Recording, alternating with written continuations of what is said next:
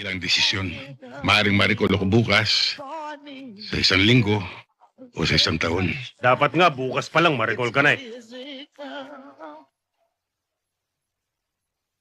Masyado nang mahaba ang pasiklab mo, Director Velasco. Marami ka nang naaapakan. Ginagawa ko lang trabaho ko. Wala akong intensyon makaapak ng iba. Pero alam ko, ang madalas matapakan, yung mga walang ginagawa.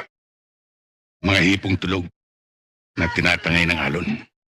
Sige, tingnan natin kung sino matutulog sa atin. Kung sa bagay, balita raw na asintado ang mga NBI. E di, subukan natin. Sarge, ikaw din. Baka mapahiya tayo. Anong mapahiya? Baka hindi niya kilala kung sinong kausap niya. Epi, mas mabuti siguro kung sa loob na lang tayo. Hoy! Huwag kang bastos ha. Kapag kinakausap ka namin, huwag mo kaming tatalikuran. Dito sa teritoryo namin, kailangang makisama ka. At para tumagal ka dito, kami ang kaibiganin mo. Kung kayo rin lang magiging kaibigan ko, bibili nilang ako ng aso.